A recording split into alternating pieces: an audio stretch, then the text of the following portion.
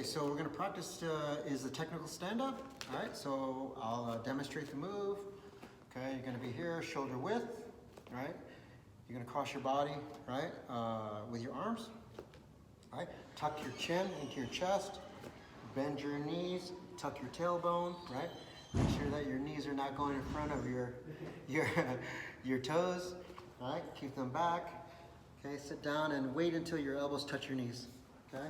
Once your elbows touch your knees, you're ready to sit back, okay? So when you sit back, you're just gonna fall, okay? Your hands are gonna go out at 45 degrees. Your head is off the mat, okay? You're gonna sit back up. You're gonna pick a side, okay? So all you have to think about is you're driving a car, you turn the car to in this case, the left, your knee will drop, your hand will post, and the other hand will be in front of your face, okay? You're gonna take your foot, and you're gonna bring it towards your butt. Now you're gonna elevate your hip off the mat, okay? Okay, you can use this to kick out, all right, to create space. And now you're gonna bring that knee, right, back behind your body, and it's gonna go right through that hole in your armpit, okay? And you're gonna create space and stand back up, okay? What you don't wanna do, a couple things, okay? A couple of mistakes that people make is from here, okay, they start to sit down and then they separate their shoulders and their knees. So they start to sit down and they start to separate, okay? So now you see the space between my elbows and knees, okay? It expanded. And now, this is where I've lost my tucked tailbone, and it's gonna be easy now to start twisting my spine. They're gonna take your legs and they're gonna toss them to the side, right? And then they're gonna start falling on top of you or punching you, right? Okay, so you don't want this. So that make sure that when you're here like this, your hands in front, your tailbone is tucked, that when you fall, you keep your elbows and knees and your tailbone tucked, or your elbows and knees touching, and you keep your tailbone tucked. So when you sit down, I'm almost like a ball, right? As soon as you're on your back, slap the mat. Now, another thing that people make a mistake is that they start to break fall, right? And then their feet want to continue over your head when they break fall. Okay, this would be bad, right? Okay, so you don't want that. You want to break your fall. Okay, so how you do that, okay, is now your feet when you sit back, right, and your knees, okay, you're going to turn your toes out like this, okay, and that's also going to rotate your knees, open your knees, and it's going to open your hips, okay. So your hip and knees, right, are going to open, right. So as you fall back and break fall, I want your knees, hips and knees to open, which will also flare out your feet, okay? So, and what that's gonna do is that's gonna stop your momentum of you going over your head, okay? So you're gonna, from here, elbows and knees, tuck your tailbone. As you fall, open your hips and knees, and that's gonna kill that momentum of your feet wanting to continue over your head, okay? So you should feel like you're just immediately stopping, okay?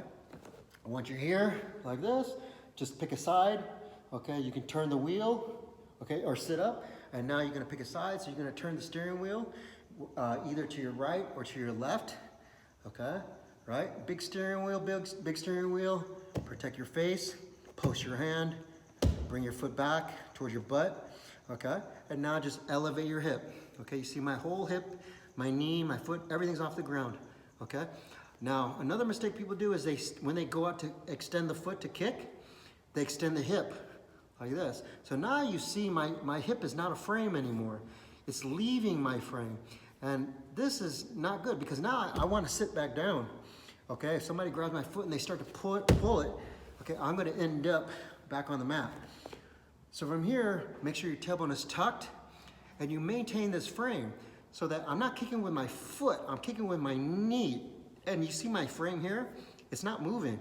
So if I try, but I cannot get my hip to leave like this, okay? So keep your tailbone tucked and extend, okay? But do not extend that hip. Keep your frame here, okay? And now from here, bring your knee back, okay? Behind your elbow, and stand back up, okay?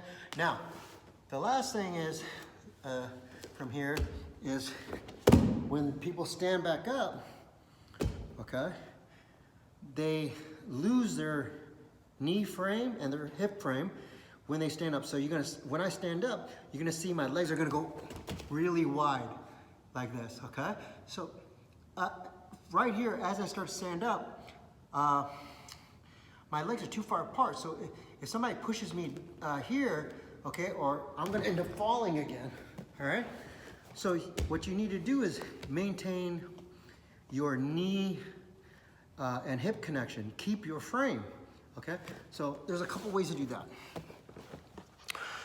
All right, so you can grab anything. You can grab, this is a foam brick, right? Right? Hey, you like my Pokemon rash guard? So, my favorite Pokemon is Squirtle, okay? All right, anyways. So from here, I have a foam brick. You can also use a little ball, a little plastic ball or rubber ball.